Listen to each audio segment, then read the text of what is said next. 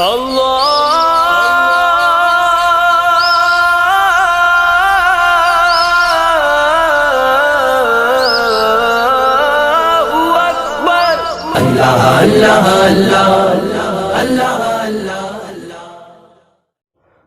علیکم ورحمۃ اللہ وبرکاتہ۔ الصلاۃ والسلام علیک یا رسول اللہ وعلی آلک واصحابک یا حبیب اللہ صلی اللہ تعالی علیہ وسلم۔ محترم ناظرین، آج کے اس خاص ویڈیو میں آپ کو ماہ صفر المظفر کی حقیقت بتاؤں گا کہ کیا یہ مہینہ منحوس ہے یا نہیں ہے، لہذا آپ اس ویڈیو کو آخر تک ضرور دیکھیں اور زیادہ سے زیادہ اپنے دوست احباب اور رشتہ دار کے ساتھ اسے شیئر بھی کریں۔ محترم ناظرین، نحوست کے وہمی تصورات کے شکار لوگ ماہ صفر المظفر کو مصیبتوں، آفتوں اور بلاؤں کے نازل ہونے کا مہینہ تصور کرتے ہیں، اور اسی لیے خاص کر کے اس کی 13 تاریخ کو بہت زیادہ منحوس تصور کیا جاتا ہے۔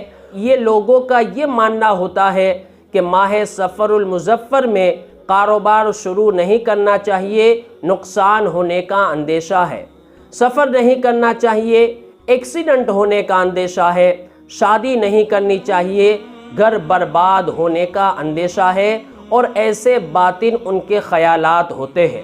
اور دور جاہلیت میں یعنی کہ اسلام سے پہلے بھی لوگوں کا یہی تصور تھا کہ ماہ صفر المظفر آفتوں، بلاؤں اور مصیبتوں کے نازل ہونے کا مہینہ ہے، چنانچہ وہ لوگ ماہ صفر المظفر کی آمد کو منحوس قرار دیا کرتے تھے۔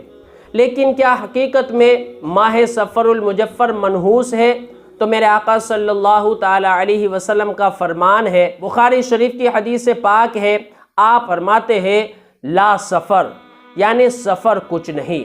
اس حدیث پاک کی شرح میں حضرت علامہ مولانا محقق شاہ عبدالحق محدث دہلوی رحمۃ اللہ تعالی علیہ فرماتے ہیں کہ ماہ صفر المظفر کو آفتوں، بلاؤں اور مصیبتوں کے نازل ہونے کا مہینہ تصور کرنا یہ بالکل باطل خیالات ہے۔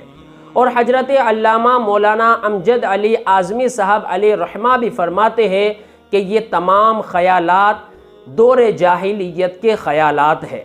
تفسیر روح البیان میں ہے کہ سفر وغیرہ کسی مہینے یا مخصوص وقت کو منحوس سمجھنا درست نہیں۔ تمام اوقات اللہ عز و جل کے بنائے ہوئے ہیں اور ان میں انسانوں کے اعمال واقع ہوتے ہیں۔ جس وقت میں بندہ مومن اللہ عز و جل کی اطاعت و بندگی میں مشغول ہو وہ وقت مبارک ہے، اور جس وقت میں اللہ عز و جل کی نافرمانی کرے وہ وقت اس کے لیے منحوس ہے۔ ماہ صفر بھی دیگر مہینوں کی طرح ایک مہینہ ہے، جس طرح دوسرے مہینوں میں رب عز و جل کے فضل و کرم کی بارشیں ہوتی ہے، اسی میں بھی ہو سکتی ہے۔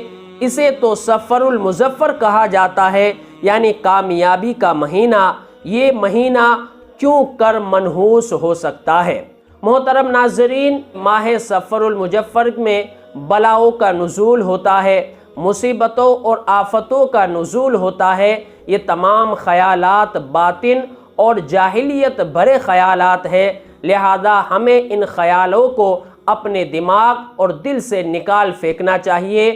اللہ تبارک و تعالیٰ کی بارگاہ میں دعا گو ہوں کہ اللہ تبارک و تعالیٰ ہمیں نیک سمجھ عطا فرمائے۔ محترم ناظرین، اس ویڈیو کو لائک کر کے زیادہ سے زیادہ اپنے دوست احباب اور رشتہ دار کے ساتھ شیئر کر دیں، اور اگر آپ میری چینل پر نئے ہیں تو اسے سبسکرائب ضرور کر لیں۔